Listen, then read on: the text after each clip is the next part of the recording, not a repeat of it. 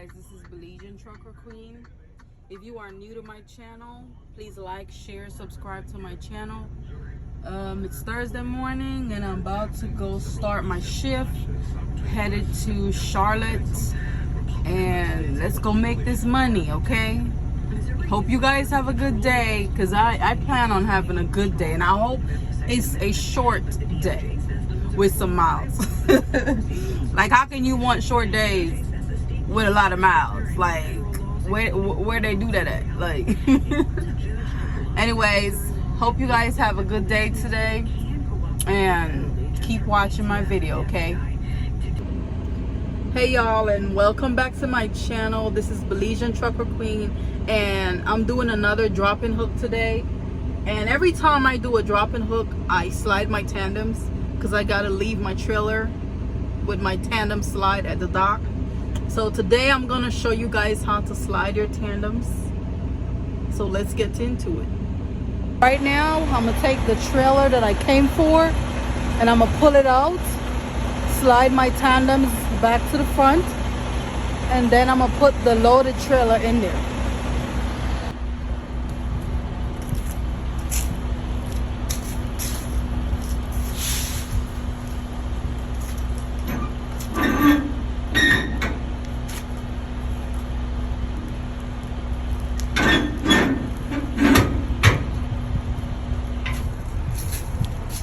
Again, make sure your tandem release handle is in the groove right there, and that means it's open but locked in place.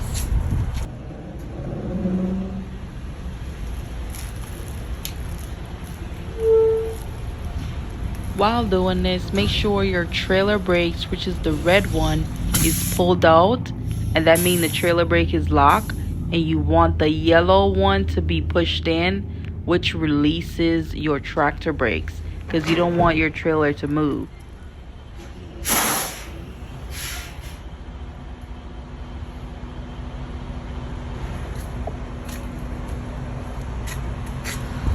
Now we'll just release. My wheels are to the front. So yeah, when you're done sliding your tandems back to the front, always release the handle when you're done. Right now, I'm about to move my empty trailer from the dock. I'm going to put it somewhere in the yard. And what you don't want to do is you don't want to put the empty trailer anywhere close, because you don't want to block yourself when you're trying to dock the loaded trailer. So always put the empty trailer out the way as far as possible so you have enough space. What we usually do is when we remove the empty trailer, we put the loaded trailer in the same spot that you got the empty from.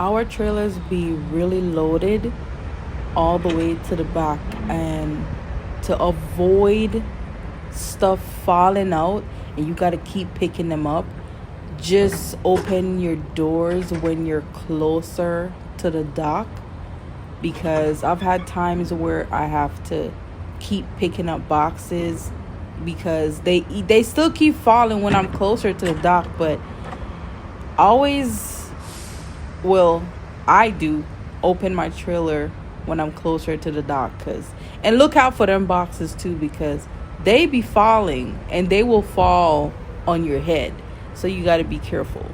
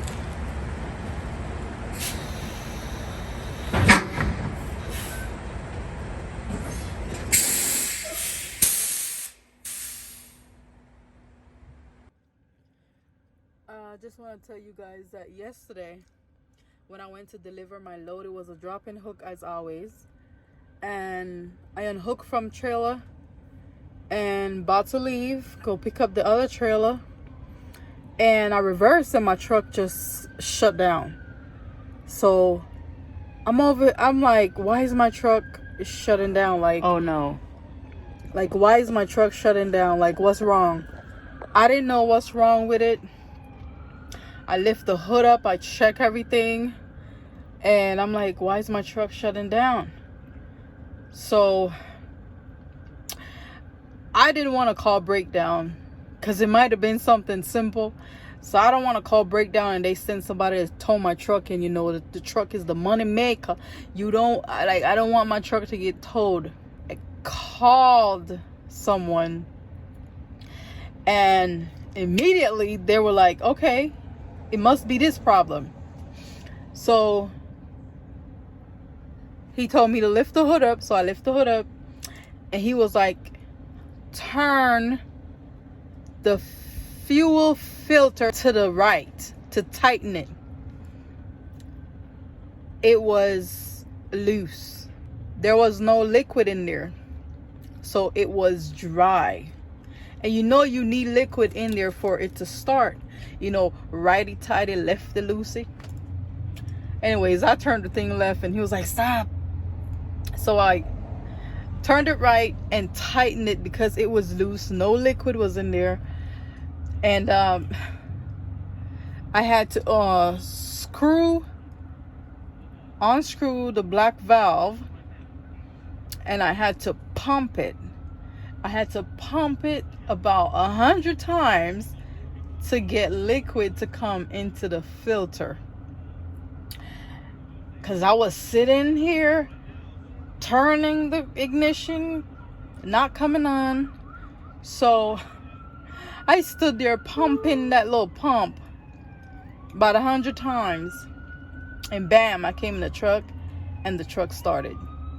Like, something simple could have made me call breakdown and be like, my truck is not working, when all I had to do was know something.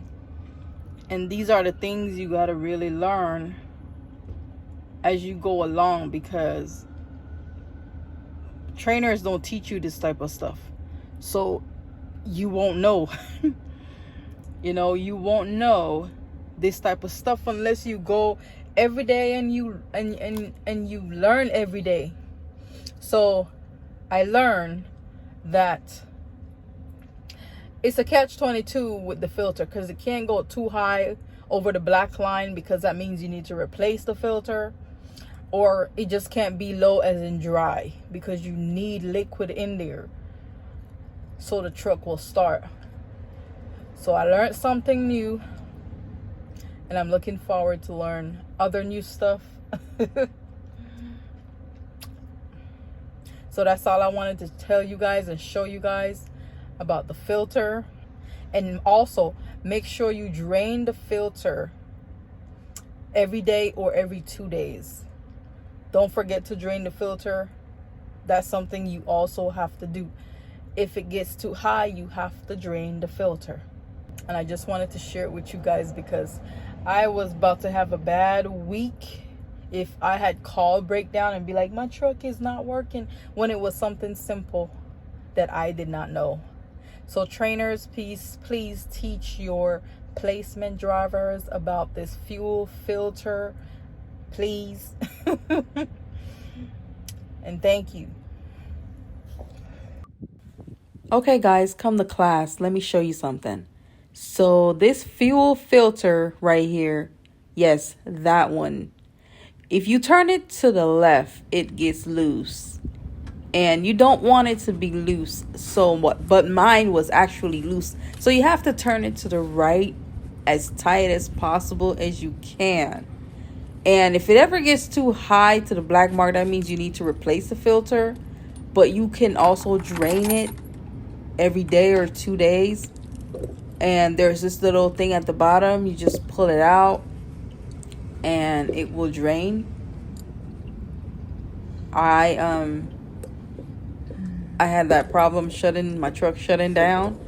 So when my truck did shut down, because it was dry and there was no liquid in the fuel filter, I had to unscrew this black, I call it what can I call it? It's screw. It's a screw. I unscrewed that and up pops like a little pump. So it's basically a pump. So you have to keep pumping that, and you pump it. And I was standing there, like I said, pumping it about 100 times, because you can feel the tension in it. Like when you start pumping it, it start getting real tight. So you keep pumping that, and diesel is going to go back into the filter.